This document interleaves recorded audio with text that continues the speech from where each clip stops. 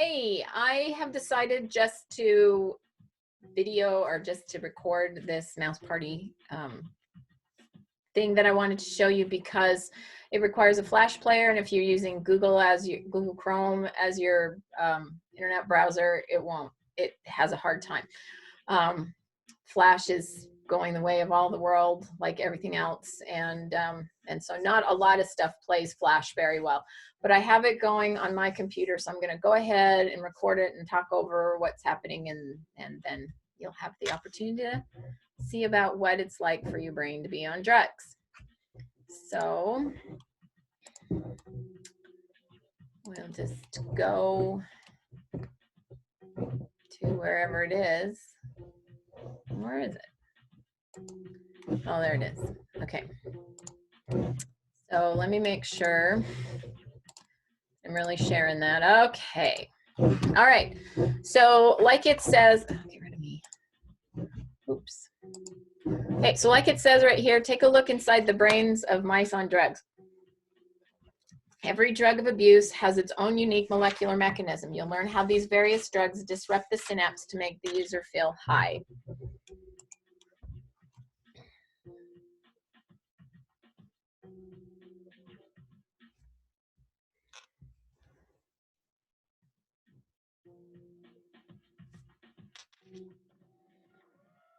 All right, so we have various mice here. We have heroin mouse, we have an ecstasy mouse, we have a marijuana mouse, methamphetamine, alcohol, cocaine, and LSD. And each of these drugs of choice are going to have an effect with neurotransmitters at the synapse, primarily dopamine and serotonin. So like it says down here, the simplified mechanisms of drug action presented here are just a small part of the story. When drugs enter the body, they elicit very complex effects in many different regions of the brain. They often interact with many different types of neurotransmitters and may bind with a variety of receptor types in a variety of locations. For example, THC in marijuana can bind with the cannabinoid receptors located on the pre- or postsynaptic membranes in a cell. So this just gives you, like it says, a small glimpse into the chemical interactions at the synaptic level that cause the drug user to feel high. All right, oh, we got to leave our heroin mouse for the end. So we're going to take the LSD mouse. Come on.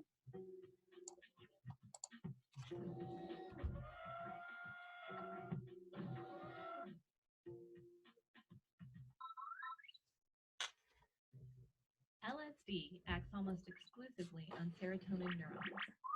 LSD chemically resembles serotonin and elicits its effect by binding to serotonin receptors. Okay, so here's what some drugs do. Here is the receptor on the postsynaptic membrane. So it's as if serotonin has crossed the gap when the LSD binds. There are several types of serotonin receptors in the brain. Each is responsible for performing specific functions. LSD interacts with particular receptors, but not always in the same way. Sometimes LSD may inhibit them, and sometimes it may excite them. This is one reason why LSD has complex sensory effects. And so LSD back in the 60s, that was when you were having an acid trip, and everybody's experiences were different, and your experience was different from one time to the next, and so that was part of the reason why it was such a popular drug at the time. LSD and other hallucinogens excite a particular region of the brain known as the locus coeruleus, or LC. A single neuron from the LC may branch into many different sensory areas of the brain. The LC is responsible for feelings of wakefulness and evoking a startle response to unexpected stimulus. Hey, look at where it's at, right there in the reticular formation. And remember, we said, what's the reticular formation? Arousal, wakefulness, consciousness. And because it may branch to many different sensory areas of the brain, there's no telling what kind of effect you're going to get, what kind of a hallucinogenic effect is going to be the result. All right, let's take our cocaine mouse. Oh, he didn't want to go in a chair. Oh my goodness. There we go.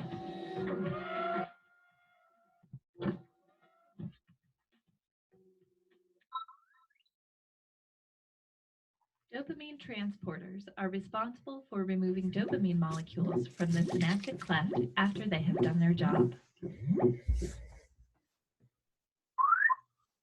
Okay, so remember how we said the neurotransmitter has to be removed from the synapse. So here's an example.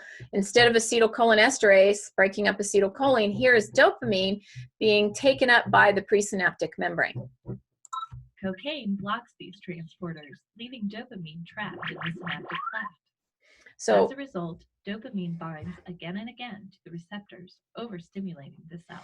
right, so if this is going to cause your heart rate to go up or to keep you awake or whatever, this is going to give those feelings of I can do lots of things for hours and hours and hours at a time.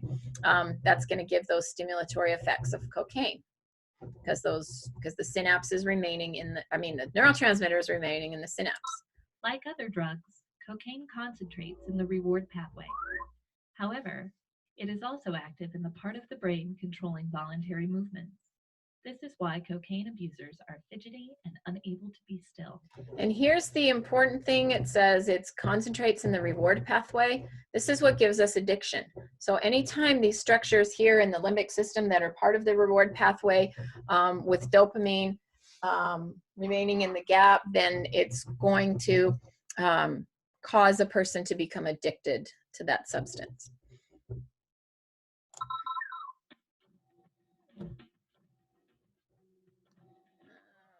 This. Oh, that's our methamphetamine mouse. Come on. Come with me.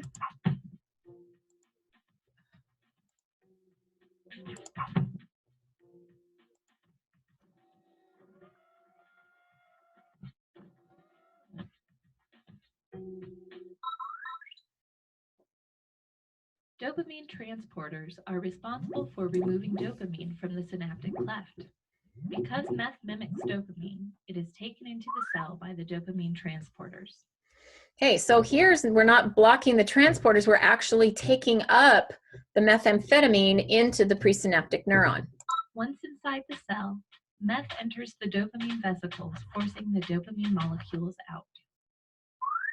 Okay, so bear in mind, you guys, whenever you're taking these drugs, it's because of the neurotransmitters that are already in your body that are being secreted or acted upon or whatever, and it's not the drugs themselves. So if you notice in this case, we've got the methamphetamine going up here into those synaptic vesicles, but what's going to happen to this dopamine? The excess dopamine in the cell causes the transporters to start working in reverse, actively pumping dopamine out of the cell and into the synapse. Okay, so now I have this dopamine in my synapse that wasn't there before. The excess dopamine becomes trapped in the synaptic cleft. As a result, it binds again and again to the receptors, overstimulating the cell. All right, so here we begin that extra stimulation that is going to give us some of the results or the symptoms of being on meth. Meth is highly addictive because it works directly on the brain's reward pathway, making the user feel intense pleasure and exhilaration. And also keep in mind, dopamine really is the neurotransmitter of our reward pathway. The more we can get dopamine to be secreted in an activity or a substance that we're taking, the more we will want to do that thing or need to do that thing. Well, at least feel like we need to do it. All right, let's take our little alcohol mouse.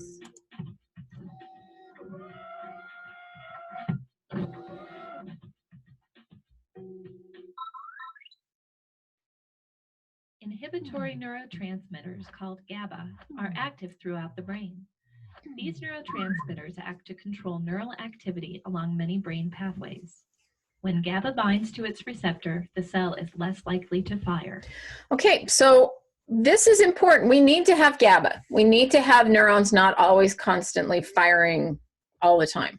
Okay, we need to have some parts of our brain not firing. So GABA is a good thing, but meanwhile, in another area of the brain, another neurotransmitter called glutamate acts as the brain's general purpose excitatory neurotransmitter. Okay, so we have glutamate that we need to have be secreted to help with the stimulation of our neurons. So we want to have glutamate. When alcohol enters the brain, it delivers a double sedative punch.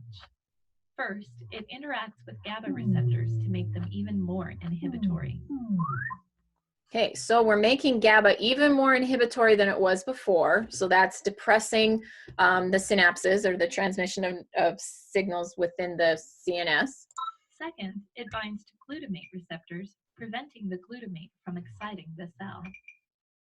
So now as the glutamate comes out, it can't bind to anything. So these postsynaptic neurons are even more inhibited than they would have been before.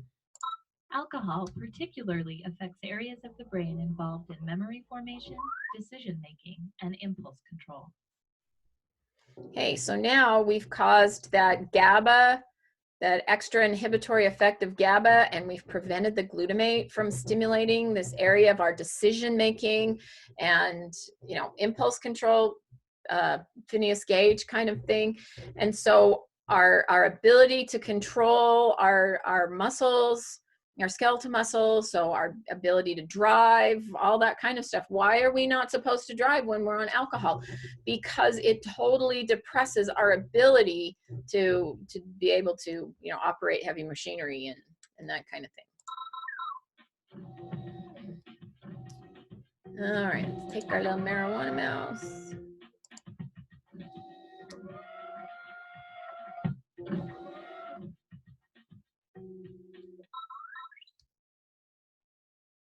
Before marijuana enters the system, inhibitory neurotransmitters are active in the synapse. These neurotransmitters inhibit dopamine from being released. Okay, so again, similar to GABA, we have the inhibitory neurotransmitters. When activated by the body's own native cannabinoid, called anandamide, cannabinoid receptors turn off the release of inhibitory neurotransmitters. Without inhibition, dopamine can be released. Okay, so we have our own chemical in our body that's very similar to THC, that has a receptor for it. It's called a cannabinoid receptor, and so our anandamide fits in there, and it prevents these inhibitory neurotransmitters from being released. So now dopamine can come out and it can cross the gap and stimulate the postsynaptic cells. THC, the active chemical in marijuana, mimics anandamide and binds to cannabinoid receptors. Inhibition is turned off and dopamine is allowed to squirt into the synapse. Okay, so now we've got the same thing. We got this dopamine being released. Anandamide is known to be involved in removing unnecessary short-term memories. It is also responsible for slowing down movement, making us feel relaxed and calm. Unlike THC, anandamide breaks down very quickly in the body. That explains why anandamide doesn't produce a perpetual natural high. Okay, so we get that slowing down, feeling relaxed and calm, like, you know, you've seen people who are smoking marijuana. And like, because anandamide doesn't stick around for a long time, whereas the THC will, then we get more of an effect from the THC than we do from our natural anandamide.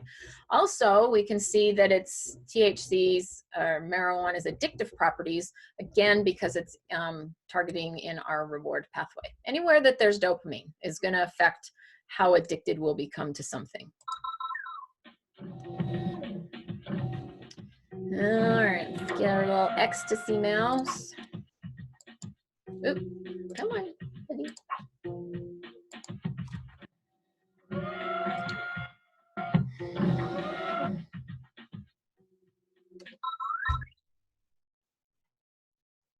Serotonin transporters are responsible for removing serotonin molecules from the synaptic cleft after they have done their job. Okay, so serotonin is another one of these neurotransmitters that drugs will act on. So again, we need to get serotonin back out of the gap. Ecstasy mimics serotonin and is taken up by serotonin transporters. In fact, ecstasy is more readily taken up than serotonin itself. Which is kind of funny that the receptors like ecstasy more than they like serotonin, more than doing their job.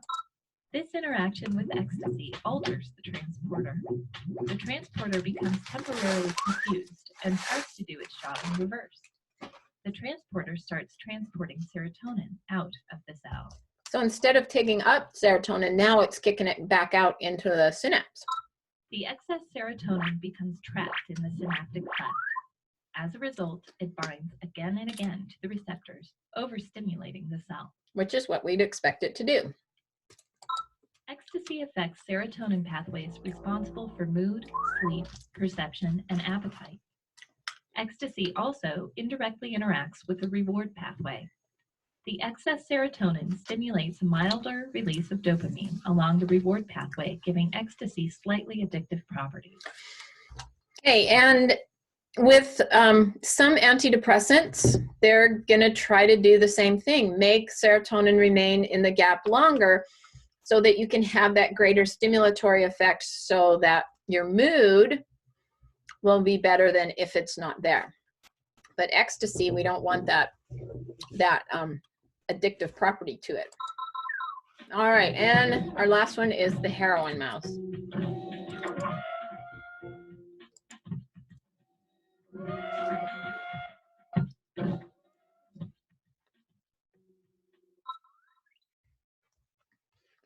Before heroin enters the system, inhibitory neurotransmitters are active in the synapse.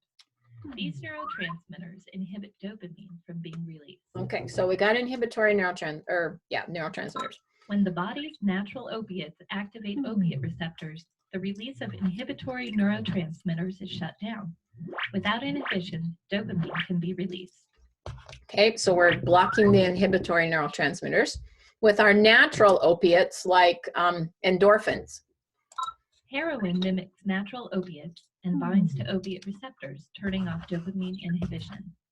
Dopamine is allowed to flood the synapse, producing immediate feelings of sedation and well-being. Okay, so it's going to help sedate. So if we have pain, our natural pain receptors are going to help alleviate the pain that we would be feeling from an injury.